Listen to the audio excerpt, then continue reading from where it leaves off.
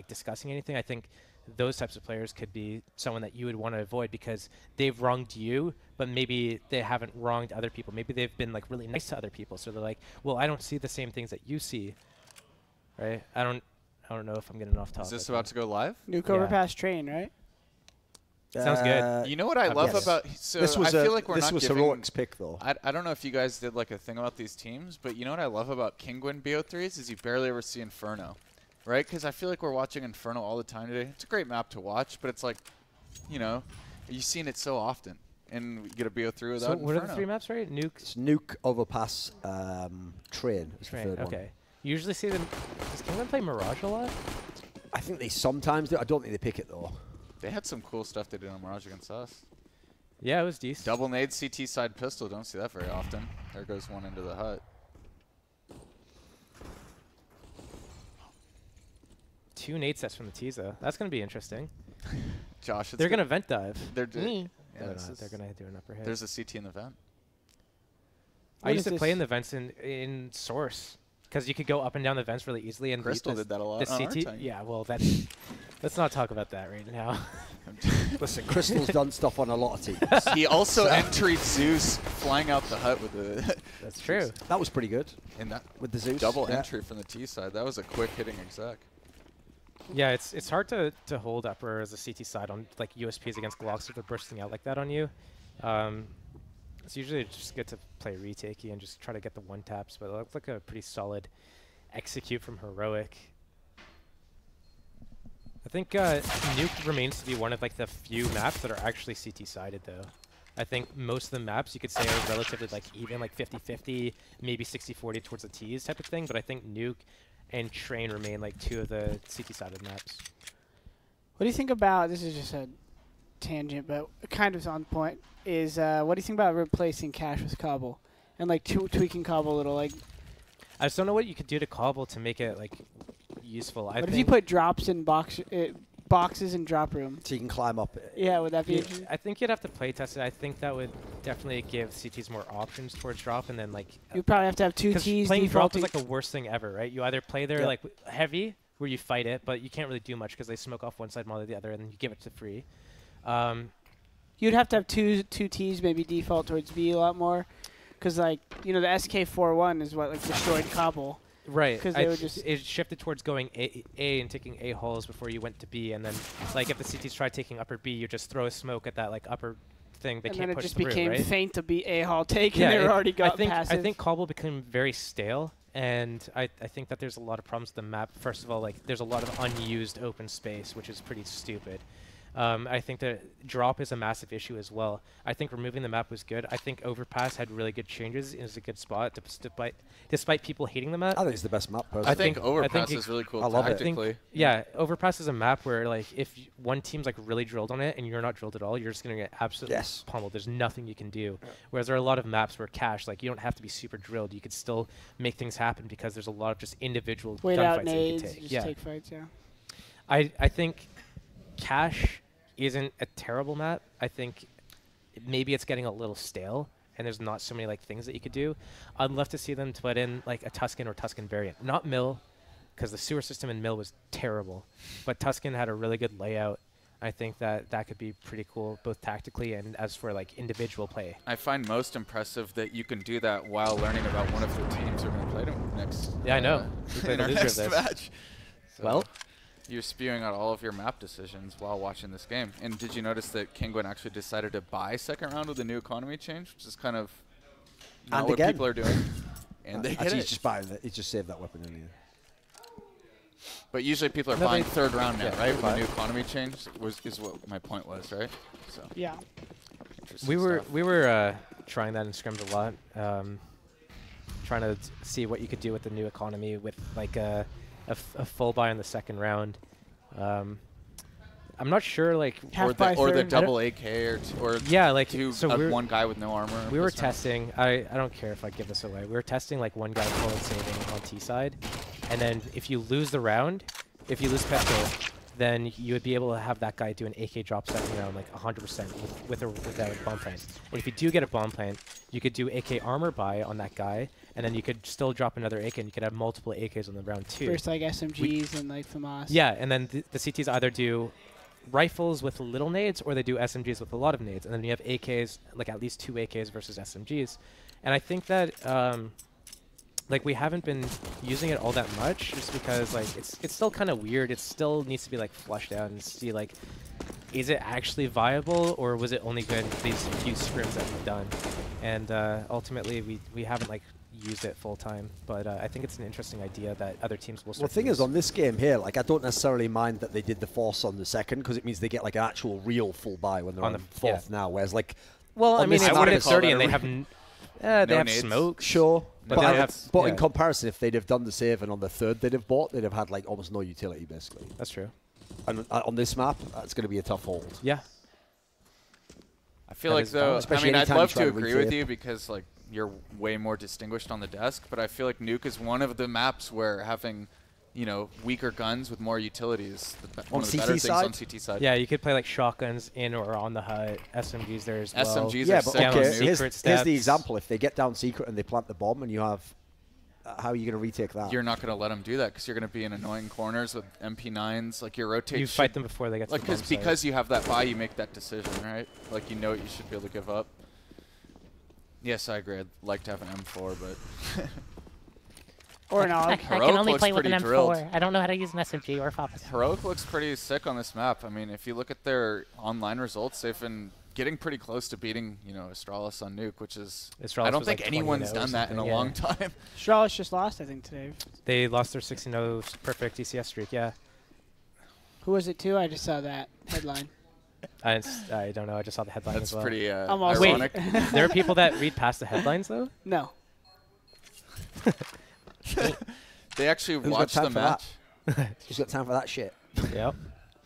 How could you know what? How could you actually watch and fully digest every Pro League match for both ECS and EPL and the tournaments that are going on? How is that? Is I was that just even while I was possible? being pretty honest earlier. I was like, the last couple of months, I've been doing other things and like just decided to not watch some tournaments even from home, and I feel like I don't even know anything about the scene within 2 months. I just ignore the online results, mate. It's not enough time in the world to watch them. How do you But feel yeah- about all this? The same teams being at the same events over and over again? Then I don't mind it personally. Here's the thing: as long as they're good teams, I don't mind watching the same good teams play over and over again. I think it's sick. Yeah, 'cause I don't they're get bored by constantly that personally. adapting. Yeah, They- exactly. yeah. It's like the game within a game there, you know. And it's really not like that. I mean, I feel like it's more open to more viable opponents now than it was in the past. Like, yeah, Oh, I Astralis think is you get a dope. lot more turnover now, Yeah. especially because now, if you notice, the key thing that changed from the past is even when you had online qualifiers, it's still going to be like North or G2 who wins the online qualifier. Dude, that is out the window. You should see how many of Yeah. the teams that are lower level can make it through the online qualifier now. It's, yeah, it's wild. we do it. Yeah, you've done it a bunch of times. Done Team it like several times. Stockholm. I think we've done it like Yeah. maybe the most times out of any of the NA teams. Exactly. So, like, there is definitely a lot of like wiggle room to get into an event, like even if it's just as a one-off. So you know. so the issue is that, let's say you're a team. I in agree. The our online position. CS is what oversaturates it because those Right. games do not matter. They only matter to get you to the LAN. Let's But- face it. If you get to the LAN in 6th place in EPL, you Right. can still win the LAN. Who gives a crap that you were 6th place? Right? Yeah. You know, I that's the think, problem I have with that. If you're a team in our situation, though, it's like, okay, you play a qualifier for an event, and then you go to that event, and then either the qualifier will interfere with another qualifier, like directly conflict, or you go to the main event, and because you're traveling there and you're playing at Sure. that event, you miss another qualifier to another event, and you have to kind of like not even choose if you want to do X event versus Y event. Okay. It's you want to play X event and miss Y and Z Yes. qualifiers for these other two Here's events. the counter I would give to this, okay? The main problem with that is not like the system, it's actually where the industry of Counter-Strike esports saturated. is, which is that all the top events are at kind of a similar level. So there's, say, like 10 events that are kind of similar in the circuit. So in theory, you want to qualify for any of them, you can. Whereas if it was like, you know, say like there was 5 tournaments that are like $1 million prize purse, Yeah. and then another 5 that are just 500K, you would prioritize the $1 million one, and then if you don't get in those ones, you'd be trying to get in the 500. Right. You know, there'd be like a stratification. Right. So you would, like I say, if you got to all the big 5 ones, maybe you would give up the one that's for the 250K one. Kind of like, by the way, this is what they have in Dota, where they have a major and minor circuit there, but it's like they have 10 of them in a year or something, you know. So they So basically, you're saying that we should start franchising. I feel They like didn't I do feel that like in Dota, that's but that's not. I know that's what people want. I feel like some that's people. like a great problem to have because when you're not the top dog, you're Course. kind of always trying to prove Yeah. yourself. So you're trying to go to a lot of events. Like for us, like to not go to an event would have to be like, you know, because we're trying to prove ourselves. We're trying to get better. Like more matches equals getting better as long as you can not be sad about losing Put it this matches, way, right? in games like LCS where they just had the splits, and nowadays it's franchised in North America, you used to be able to get relegated and promoted. You know how depressing it was if you were actually like a really good up-and-coming team for like 3 months, you went to the one promotion part, and you lost to the more experienced team, and it's like, right, another 3 months of grinding back up. It's like, that's so depressing. In this game, say you do blow the qualifier. You have a qualifier next week if you really want. Yeah. Now, it might not be for a bigger event. Maybe it's like DreamHack Open or something, whatever it is. Like, you can get right back on the saddle immediately. Which is also, by the way, a big advantage CS has over all the franchised games. Is say you have a player, you can talk to this directly. Say you have a player you recruit and you're so optimistic that you're going to work, it's going to be great. 2 events in, you're like, holy shit, this is a bad mistake. You just cut him instantly. That's what happens. I have no idea what you're talking about, though. Whereas if I've you never have him done in your LCS team, mate, you got to try and make that guy work for 3 months. Like, you can't just go, we're all out on this guy already, you know. You got to be like, right, is there any other way we could use him? Oh, are we all motivated? Like, I think that the franchised leagues and games like that, they're caught in the no man's land between like being a real sport with all the infrastructure and esports like we have it. Like we have it a bit more grimy. It's so more Wild West, you know. But there's a lot of benefits to that too. Yeah, I agree. There's downsides for sure. I think it's just like once you make the top 15, it's so easy to stay in there, and then you just get like invited to tournament after tournament. So it's just like breaking out to that point is like the hard thing, and then once you're there, it's just like you could sit pretty. I mean, you guys can't be far off now, right? What are you ranked in the HLTV at Organ now? Like 18 or something? So we're like 25. 25? We're the lowest ranked at this event. I'm surprised you're that low down. Because we don't get to go to a lot of events, right? So so Star Series happened, so a lot of teams moved up. Epicenter happened, so a lot of teams I guess that does moved make past sense, yeah. Like we moved up from Zotac and DreamHack Master Stockholm, but because like that's all we one have thing since I think, then is by the way, EPL. is very flawed. Like, there's some very good points to the HLTV.org ranking. Like, I like the points aspect. But one thing that is flawed is the idea that if you just go to a LAN and let's say you go like, you come second to last place, right? You get points for that. Yeah, you shouldn't really get a whole lot for that, in my opinion. We won a BO1 against Na'Vi, and then we lost 2 close series against Nip and Na'Vi, like 1-2 in both of them. And we moved up a lot from that weekend, the Zotac event as well. And it's just like I don't know. BO1 surely can't do that for you. That seems a bit extreme, doesn't it? You know. Yeah, I'm torn, but I think just like getting to the top 15 is like the biggest hurdle, and then once you're there, you can sit pretty, and you don't even need to have good results. You just because you keep getting invited to events, and you're just all you have to do is show up when like maybe like a map, and you're getting those points. And if you're getting those points and you're not decaying, all the teams that play like maybe one event, and then all they can play are like online qualifiers against tier 3 teams or something, they're not able to accumulate points. So you're always going to stay ahead of them. And then you're always going to get that invite over them to like a closed qualifier. So you don't have to play through the open qualifier and then, you know, have a scheduling conflict with this other thing or lose to some random open team or on Mirage or Cash. So I think that's the biggest hurdle. But I don't know how it was the worst on C9 because we at one point felt, well, not the worst. That would be a wrong word, but it was awful at one point when we were getting invited a lot, but we also were in like a slump of our team, so we then had to go through all the major qualifiers things. Yeah. And then we opted for some reason to also go to like a Starlight or some event qualifier. So then we had like a 4-stage qualifier, a big event, another qualifier, back to the next stage of the other qualifier, another big event, back to this qualifier. But I didn't even know what tournament I was in every week. We found that weird middle ground. So like, well, it's just a qualifier for DreamHack. What do you want to do? That was for the major. Shit. Damn it. It was. What do you mean you did sandwich smoke? That's back bomb. Yeah. Yeet. Wait, did that happen today? No. No, not today. Kinguin got their first round last round. They defused it with Be Alive. I think they had about 9 total kills until last round. This is a pretty important round for them. If they lose this round, then their money's going to be down the toilet. I already ate. Thank you, Marcus. The diagonal smokes where they can use that for secret. And they can't split, get mollied or off. they go towards ramp after they pull a guy from ramp to outside. Does this do much, though? Because by the time they get down there, Esset Tag's going to, or Mahdi's going to get one, or Mao's or whatever. Mini's got lurked outside, though, from like. Oh, was okay, that they top got silo or that. And that's a something? big kill from Ascidian. Yeah. If he doesn't get that one, it's even. This door guy's a little annoying. He's about to get pinched. 2v2. Taz. What A the 10 what the heck? hell? Can we get a replay, camera crew? That's a bit wild. That's the experience right there. He Yep. slimed his way through the big flank. That's his experience, getting a 3K with an AUG. I wonder. I don't know. Maybe he was either under ladder. Maybe he pushed hut. Flanked. I think these kills that Ascilian's getting right now are pretty important, Oh. though. He might actually get the bomb planted. Nope. Yep. Yup. I thought it just started playing, but if you plant before 4, right? Yeah. It takes like 3.5. The or audio something sound like confused me, but I would have known if I was in game. Oh, Taz doesn't know he's moved off. that. I think Taz still has a good position if he wraps around because he knows he Yeah, hasn't but gone if through he the door, jumps down right? thinking he's there. Although he should notice now he's not there, right? 'Cause Yeah. the door's isn't open. Door's closed, so he's either behind the silo or he's at the new box. Yeah, he's Taz figured it knows out. this, Yeah. Oof.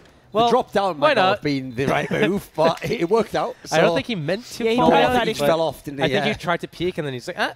He did that thing where his One brain step was too far. like, if I move left a bit, I can see him. It's like, yeah, but you've not stood on Yeah. anything. So No ground under your feet. You're running off a cliff. Keep moving in the middle of the there air. we go. The old man, 4K to win the round. Keep things going. But this is scary for King. Like, if you're on CT side and you're looking at your economy and you're like, oh, like if we lose this, we have like average money $2,000 a piece.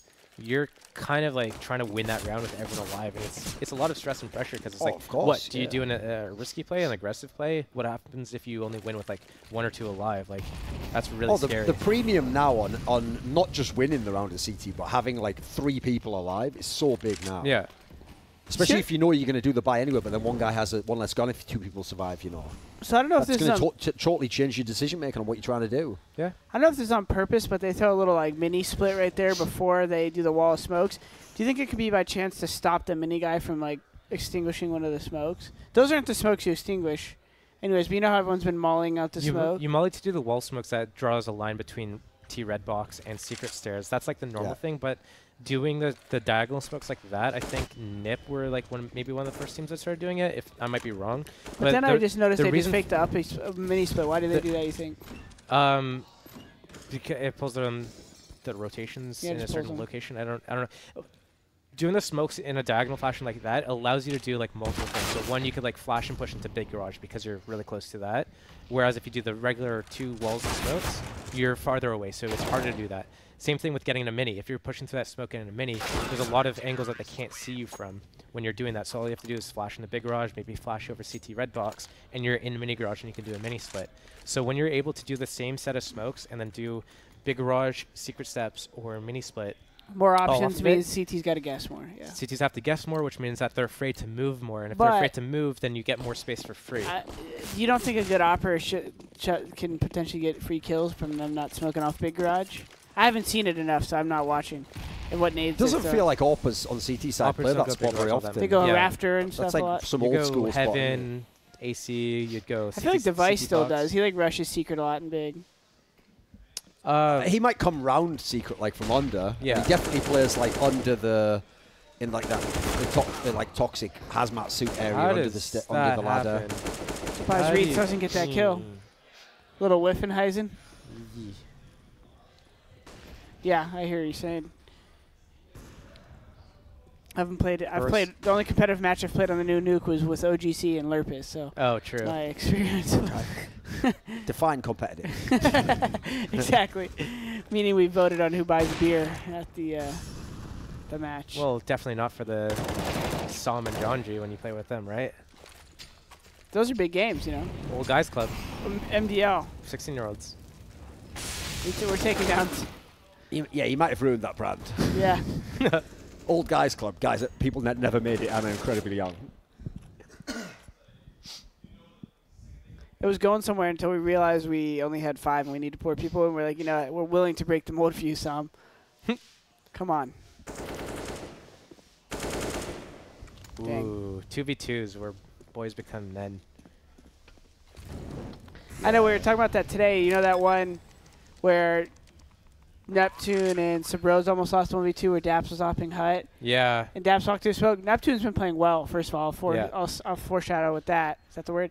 And then Preface, yeah. And the Neptune comes out a door, and they were staying alive in the 2v1. They gave up bomb ramp. And then the 2v1, he plants the bomb, and Neptune gets a little excited and just runs fresh hot. And he's lucky he didn't die instantly. And then he does die a second later. Yeah. But I was like, that's exactly what you're talking about, where 2v2 is such a sensitive topic. Daps, he basically gave Daps the round if Daps got a little luckier with the timing. It was getting scary. Yes. It's like you have to find a delicate balance of, like, on Nuke especially, of giving them a little bit of space, but not too much, and playing together. Because, like, Nuke's something that you don't want to try to, like, ton of angles. Like, you don't want to try to hold upper, like, oh, bomb's down here, let's just try to hold upper or something like that. Because if you get stuck standing still, he can just peek you from like, somewhere. There's so many, like, he go high, he goes squeaky, mini, heaven. Like, all he has to do is catch a timing where you look away at the wrong time, and suddenly, like, that's it. It's over. So you need to just give them a little bit of space and make them make the first move. Oh, he has to plant either upper or lower. Let's just play together, and when he starts planting, we could move in on him together. So let's play double lower or double upper together. If he goes lower, we could just go down the vents before he's able to get out. Like, it does get more complex, and I think that's where it is a combination of game sense and experience. Like, yeah. See, I think the thing is, the trick is, it's not that complex. You got to simplify it. Like, instead of just being, like, concerned about a million angles, just keep it simple. Just play together and make sure you can't get flanked. Totally. That's it.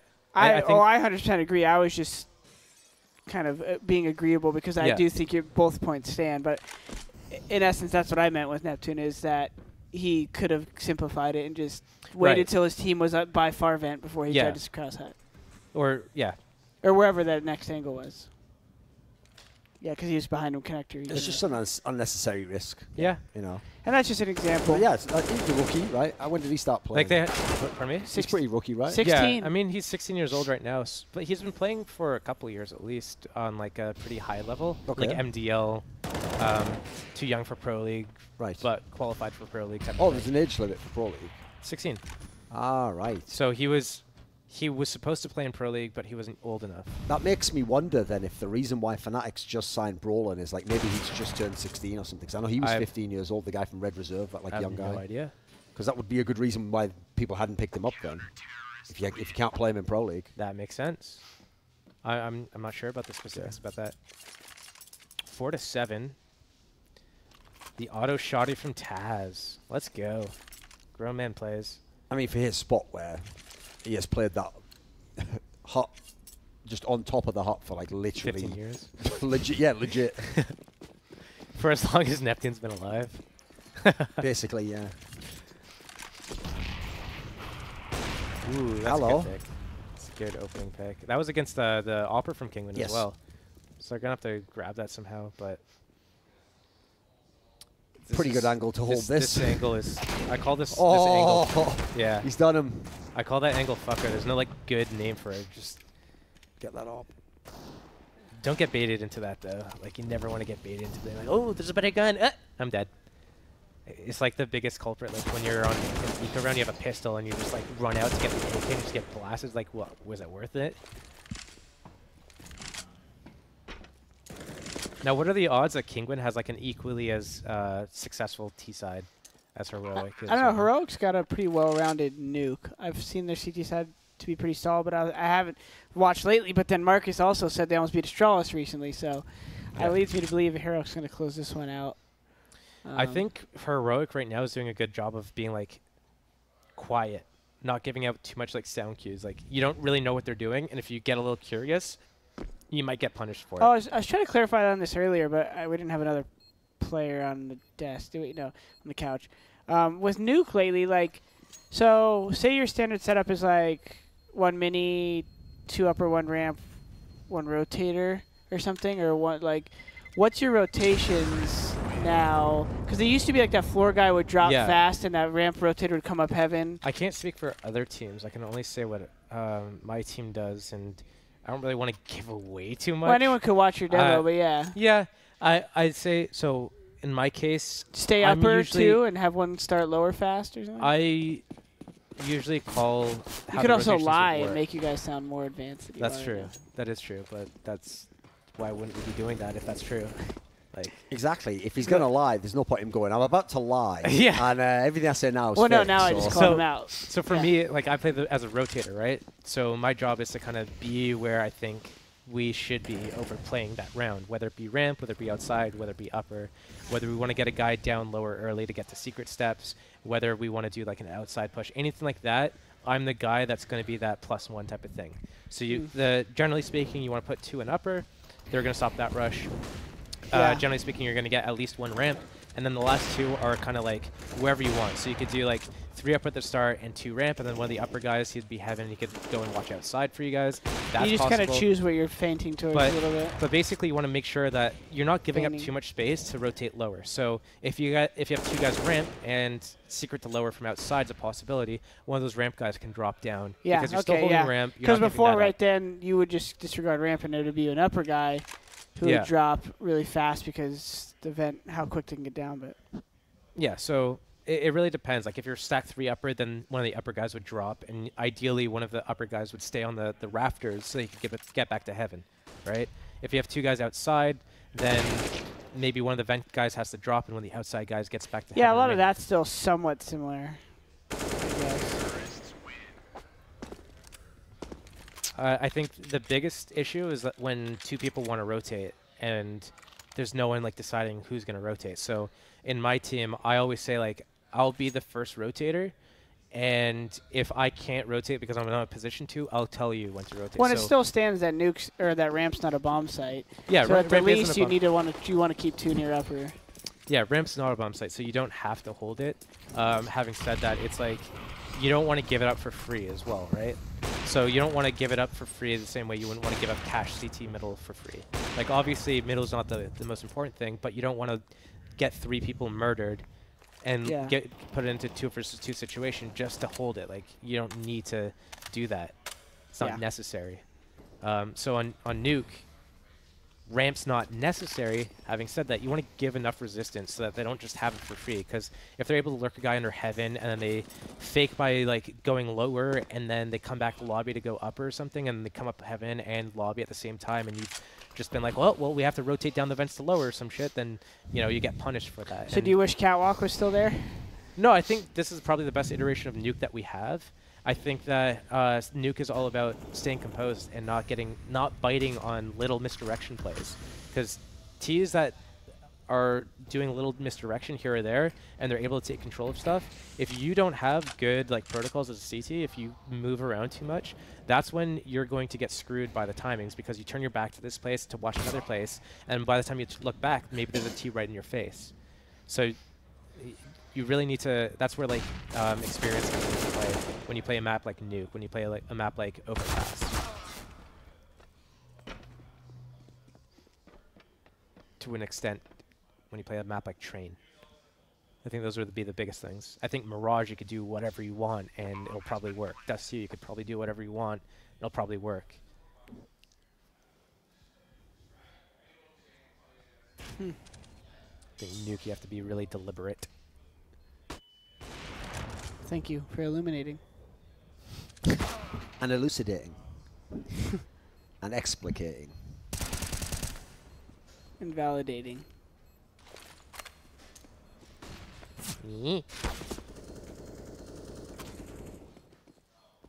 Yeah, I guess the only thing that really annoys me about this Nuke is I always liked Hut Window. I think But Hut Window was a pretty big change, but I think this is still pretty good. Like, I feel like it is The depth of Hut CT-sided, though but now is weird. Now instead of having Hut Window, you could just see Rafter and feet. And you So- can like bounce, Yes. like you go into the hut and bounce the molly on top of the hut through the hut window. I think that even though that's gone, and I think that the map is still generally CT favored, I think that it's not like too imbalanced. It's not like, oh, you know, you're not getting 14-1 halves. And I think we talked about this in Counterpoints as well. It's not like completely just like 13-2, 14-1 halves. It's just like favored CT side. You need to have like really good drilled T side like ideas and set plays and stuff to be able to do things, because defaulting doesn't work all that well. You need to have like little gimmicks for like pick plays, or you have to have like set plays to insert players into certain positions, and then you could kind of play around that. I really love the upper rush with the fast molly top height. You know, the little one that banks off the right window? Yeah. No, that's a cool set play I like. And then there's so many things you could do off those nades. That fast smoke connector, top hut molly, and then the flash to the other thing. Yeah. You could split outside upper fast. You could fake upper to ramp. And that plays to your point of like not being too impulsive on the rotations. Kind of just using your utility and having protocol. Well, if Kinguin is actually any good on Nuke T side, we're going to see a lot of it now, or we're going to see nothing, in which case, second map. So Yeah. problem Well, solved. I think it should be fine for them. They'll probably pick up a few rounds. Maybe it's just a slow start. We had a slow start in train as well, where we're just like completely awful. It was a 4-11 half. We ended up bringing it back to overtime, and winning it overtime. So I wouldn't put it past Kinguin. Having said that, it's heroics Matt. Grab Okay. a coffee really quick on halftime. I'll be Go back, for it. fellas. Thanks for offering. I'm kidding. I know. Yeah, sure. Water's good. Stay hydrated. Why not? Have you H2O. ever played either of these two teams on LAN? We played Taz, Jesus. We played Kinguin at Zotac in the semifinals. Right, yes. We okay. played them on Mirage. We were up 14-10. We ended up losing 16-14, so that was fun. And then I think we lost 2-1 in that series. Yes, that would make sense. I just forget what the other maps were. Maybe train? I honestly don't remember. I have no idea. Yeah, we played them. We lost 2-1. I think it was a pretty close series. We probably should have closed out Mirage. It was 14 to us. We had CT side, and it was pretty dumb the way we lost. Sort of how we lost today. Did their players actually seem good? I think that it felt like they were more experienced. So when it got down to the mid rounds, I feel like they had really good decision making. I think this is weird. I don't think Madi should get 2 kills there. I feel like he got really lucky getting those kills. What But is this? there we go. Jumping up and down. Oh, that's around. easy. House of Pain. I feel like Kinguin's a team that's got like, they're like a Na'Vi, budget Na'Vi, Okay. if that makes sense. In what respect? Very slow play. Right. Um, Have an idea of what they want to group do. up, like default group up, use your mid-round decisions, use like experience and just composure to kind of win your rounds. Not really like immediate set plays, not really like rushing to do anything, just a lot of like composure and just talking mid-round and just playing the game. And I think that it's a pretty valid playstyle in this meta, and I think that's why they're able to be as good as they are. I don't think that they have any, like at the moment, like superstar type players. There's no like clear sick player who's Right. going to go anywhere yet. But at the same time, I think they have like really good team play. I think that's why they work so Okay. well. The heroic team is one of the weirdest lineups to me because basically the entire lineup are like people who are just kind of rejects from other teams and they're just all trying to prove themselves, you know. So I'm actually amazed that they've managed to pull it together and have like an actual team from that, not just being 5 random people playing the game, you know. Do we know who's calling for them? Is I it think it's Cillian a or Cillian. Freiberg? Okay. Yeah. I believe that's why he was recruited because I think it's just Because one of they're those like, people who's yeah, just okay, embrace being an in-game don't leader call now. anymore Freiberg. As far as I know. Caller. Okay, makes sense. Because here's the thing, he was on that Imperial team before they got Crystal. And so then, right. yes, that was the order that they like people were kicked and left. So he's been around a few different teams as well. Here comes the comeback, or just falling flat. Kinguin. Oh, with just the end of the AKs. game, basically, yeah. Yeah, well, I think that we just have to see this round before we make any judgments. I haven't. What do you actually think seen of the Kinguin fact move that, on. like, it does seem like a solid, like, 30 to 40% of the pro scene actually likes the FAMAS? I can see it get bought a lot, actually. You think it's a good weapon? Famas? I think it's not as bad as a lot of people make it out to be. Okay. I think it's definitely like, it's not as good as the M4, but it's not like completely useless. Okay. I think it's got its value. I wouldn't try to like play 5 Falmases in a round, but I wouldn't go like 5 M4s and get just a smoke either. Right. I think it's sometimes important to, you know, just play with utility and just play to your weapon's strength. So if you don't have enough money to do like a super sick buy and you need to get an MP7 or Mag 7 or something like that, just play the close quarter positions and let your teammates know like what type of setup you're going to run with it. I feel like there's a lot of teams that are afraid to do anything less than an M4 or an AK, and it's like, but why?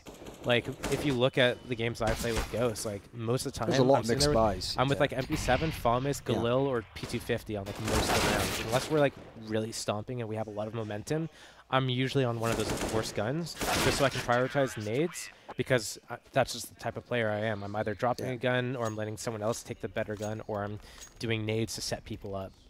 And I think that needs to be done. And I feel like there's not a lot of players that want to do that, because people need to play their certain positions. Otherwise, they won't have fun. If they don't have fun, then they act like a bunch of like babies.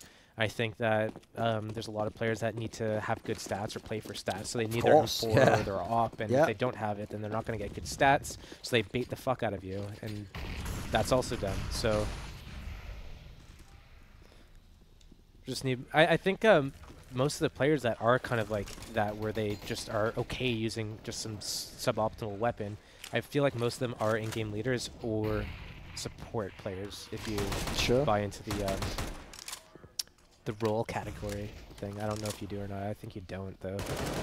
No, for me, it's more like I just for me, it's like the philosophy of the player, you know. Right. So in the same way as like when you say like a star player, you don't literally like mean like he plays this exact same role that every star player. But it's more like, you know, he gets more of the resources, he gets more freedom as to what he does. This guy gets set up. Yeah, the support player, my idea, he's more of the setup guy. He's more the guy who's helping the in-game leader, or he's doing some specific job that no one wants to do. So it's more a mentality for me in that sense. That's why I do think you need it, but it's like in terms of team balance, not a set position. So I was remembering.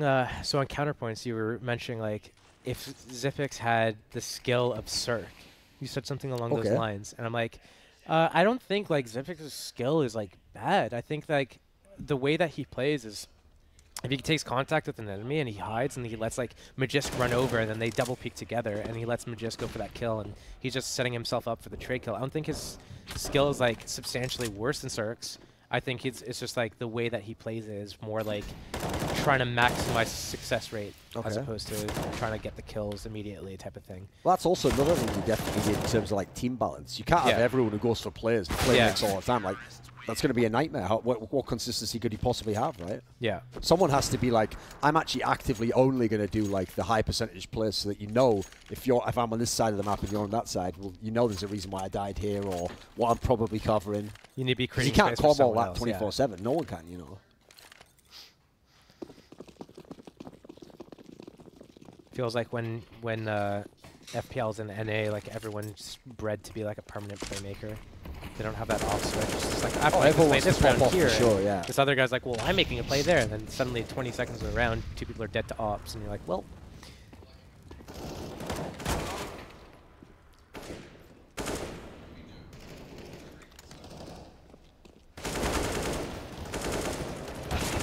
Oh, God. How are you going to lose the game like that? Oh, 1v2. Oh, still in it. Still alive. Hey. You're not on yet. No, I'm alright, mate. How do I turn it on? Production did it. It's already on, mate. Thank you, production. Thank you, Heroic. Holy sh. 15-5. This is Heroic's map pick, though. They make some coffee. There's like obvious, like deliberate decision behind doing this. So obviously it's probably one of their better maps. And they happen to be Maybe Danish not team. Kinguin's better maps, and they're a Danish team, so they stole everything from Astralis. That would be a really cool like data science tool to have. Is like compute the amount of like whether or not somebody copies somebody else's strats. As in, like you could sort of mirror how similar the thing. That would be a good idea, yeah. Or like how often people are taking what you do or similar patterns. Like there was some sort of like a variable that told you how close the heat map was on a strat. It's crazy.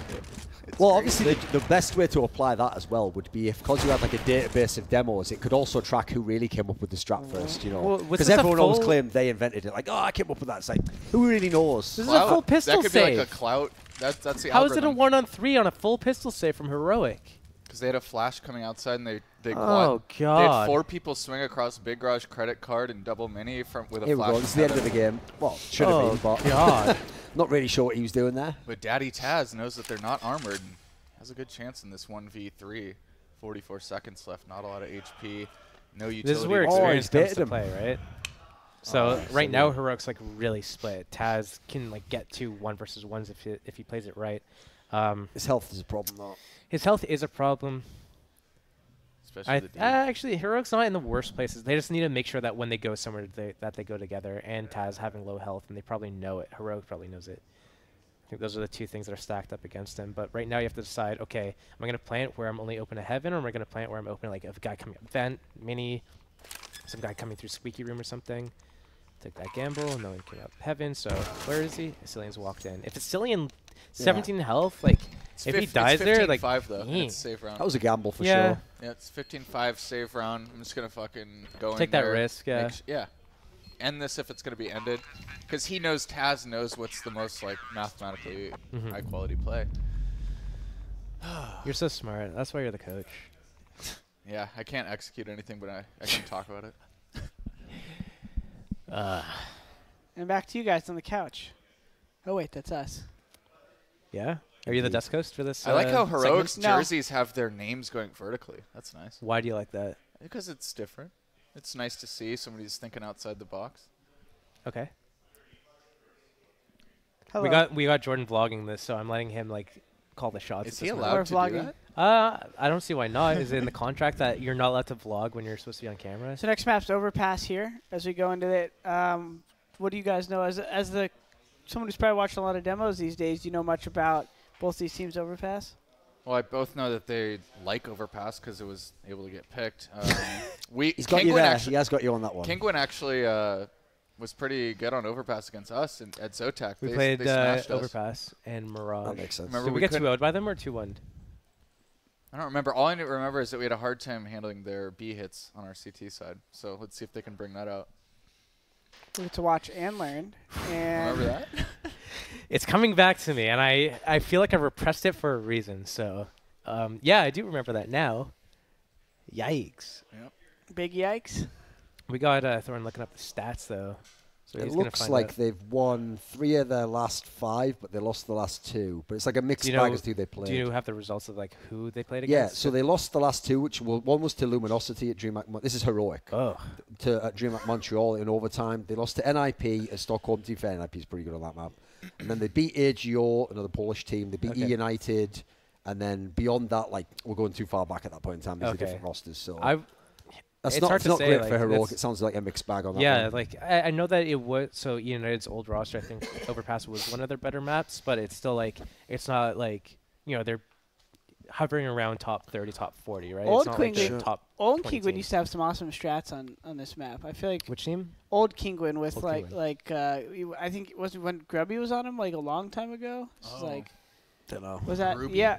He was on Yeah. AGO. Yeah. So that might be a A long, long time ago, and yes. we were on C9. I felt like we took a bunch of strats for them. Oh, so we're winding the clocks way back. then. winding them back a lot. So, but I just remember they had some really unique strats, like where they were faking a lot. So, I think, and then Taz has always been a good entry fragger on this map, even though it's not his role. Like I Yes. remember a series of plays where he's just flying out short B. I and getting think multiple I think frags, the so. slow, methodical, like make your enemy sweat play is really good on T side, and Yeah. I think that's what Kinguin does well. I think that's why it would be. I good guess for them. I was just thinking that this is probably going to be easy 2-0, but I was trying to pull up some reasons why it might not be, and that was what Well. that came to my head, is that I remember these Kinguin players used to have quite a bit in their, I think that's I why wouldn't be everyone surprised loves if these. it's just Yeah. each team wins their map big and then you go Yeah. to the third, I think we're gonna have a lot more even series than the first map presented Cool. itself. well, I guess we can go to a quick break before we Sure. get back in the action. I'm going to have some coffee.